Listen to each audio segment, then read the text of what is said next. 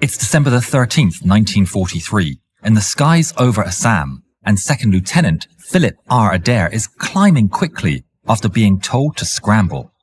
He spots what looks like 4 enemy planes and goes in close in his beloved Lulubelle.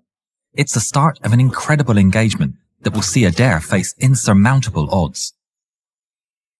As Adair gets closer, he can see it's not 4 planes, but 4 flights of 6 bombers each, and they're being escorted by fighters above and below them. The other P-40s from the Burma Banshees are still taking off, but Adair can't wait around as he realizes that over 60 Japanese planes are heading straight for his home base and the US complex there, including the hospitals. One man against that many planes means almost certain death. But he pushes that thought to the back of his mind and puts the throttle to full in Lulubelle and determinedly heads straight for the enemy. The following is part of a voice recording by Adair recalling the events on that day. I called up control and said, look, they're going to be releasing their bombs pretty quick, and I don't know if I can do much of anything or not. I'm going to do the best I can to mess up their attack. The bombers were the threat, and he knew that if he took one shot at a fighter, he would lose the advantage of surprise. If the attack was to stand any chance of success, he had to go against the bombers first. He decided to come in from high above, on the left, trying to get some shots into the lead flight at maximum range. I started firing at pretty long range out because I knew all I could do was fire enough traces across the front of them to try to shake things up a little bit. And I could see that as soon as I started shooting, they got a little nervous because the bombers were bouncing up and down, and I wasn't paying attention to fighters at that time. So almost before I knew what was happening, I was around behind the last flight and picked out the last bomber in there and went after his left engine. He could see hits on the engine and what looked like fire coming out of the bomber. But he overtook so quickly that he couldn't really tell what was going on. At this point, the Zeros were about to attack, but Adair had an escape maneuver at the ready. Adair pushes the stick full forward into the left corner and into a -G outside roll and a high-speed dive. Eventually, he pulls out and looks around. Thankfully, the Zeros were going back to defending the bomber formation. While his attack rattled the bomber crews, the bombers completed their mission and released their bombs. The bomb pattern fell short and off to the side of the target area.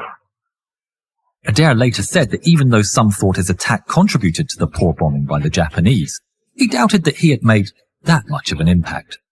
He now had another choice. Should he head for home? He'd faced insurmountable odds and gotten out alive, but he couldn't let it go. It worked once. He was sure he could do it again. Climbing, he got above and behind the formation. He starts another run. It looked like nobody was paying any attention to me until I started getting close to the bomber again. And then it looked like that every damn Zero in the sky was coming for me. And I think, well, there's no way in the world I'm going to get close to the bombers again. I'll just try to pick off a fighter or two. So I picked out the top one and tried to get a shot in at him. But he knew I was there, and about the time I got in range, he made a real sharp turn, and he was out of my range, out of my sight real quick, so I just picked the next one. He was a little more stupid, so he waited until I got in pretty close, and he had just started a turn about the time I started shooting at him. Then right away I saw his left gear drop, and it looked like his engine was on fire.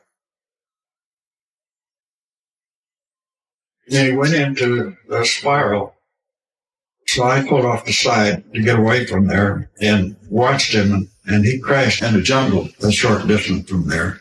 I climbed back up again, and I thought, well, what the hell? I might as well have another shot at the bombers. Well, a stupid jerk.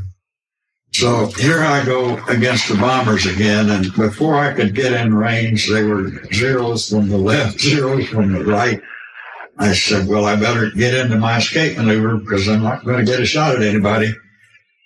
So as I rolled over, I could look down and see a Zero coming straight up at me. And right away, I knew I was in trouble because he had a dead beat on where I was going. I couldn't get out of the way. Then wham, wham, wham. It sounded like a bunch of gravel. Adair realizes that full stick forward did not seem to be getting him out of the line of fire. He grabs the trim crank and sets it to full nose down position, giving him just a bit more additional forward angle. Tracers whiz by and Lulubao is hit. There's an explosion behind the cockpit and fire comes shooting forward around both sides of the armor plate. Fortunately, in the high-speed dive, the fire goes out. Adair holds the dive, with the ground rushing to meet him. As late as he dare leave it, he tries to pull out. There's something wrong. The jungle gets closer and closer. It seems with the trim in full forward position, the cable's been shot through, and getting the plane level is a colossal effort. He yanks back on the throttle with both hands on the stick, the jungle rushing towards him. He's finally able to get the nose up and into the sky. With a prayer of thanks and the Zeros far behind him, he heads for home. But it quickly becomes apparent that his troubles are not yet done.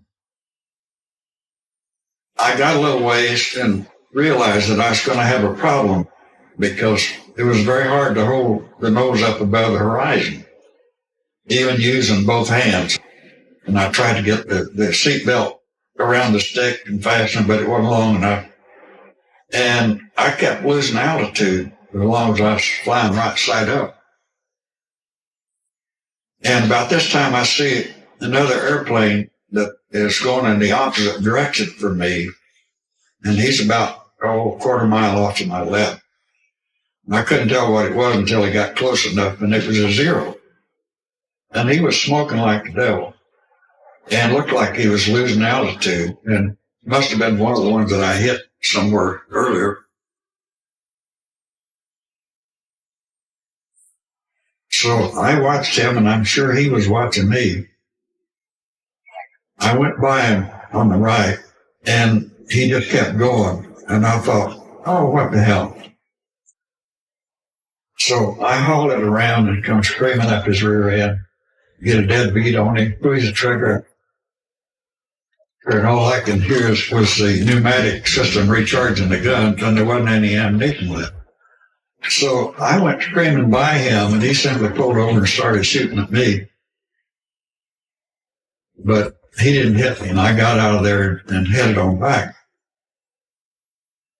Making his escape from the Zero, Adair realized that he was around 100 miles from home. The plane kept pulling down, so he called control with his position. He told them he was going to bail out because he couldn't keep the plane out of the jungle.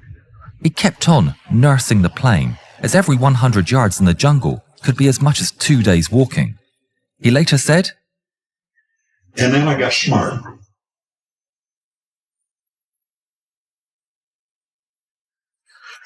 I'll just turn it upside down and see what happens. So I flipped over upside down, and it ran pretty good for a little while, and it climbed, and I got quite a bit of altitude. And then the engine started cutting out again, so I flip it back right side up. The engine comes back, starts running smooth.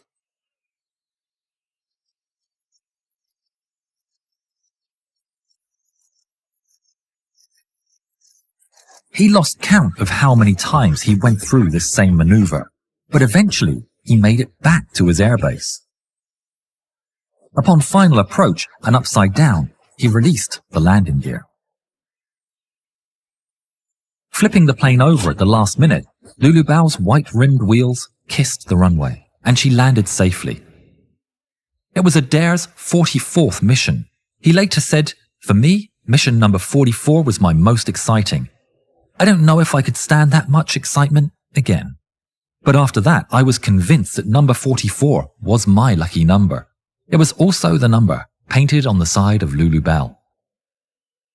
Lieutenant Adair, who challenged 64 Japanese planes, received the Silver Star for this action. We would very much like to thank Robin and Luke Adair, son and grandson of retired Colonel Philip Adair, for their very kind help in this script and for giving us permission to use the voice and images in this film. They have an excellent website, burmabanshees.com, where you can see some incredible photos from the men who were there. In honor of the Burma Banshees, we've made this tribute emblazoned on 100% black cotton. Wear the legend and grab it before it flies out by clicking on the link in the description. If you haven't yet, please subscribe to the channel and please watch more videos of ours. Thank you.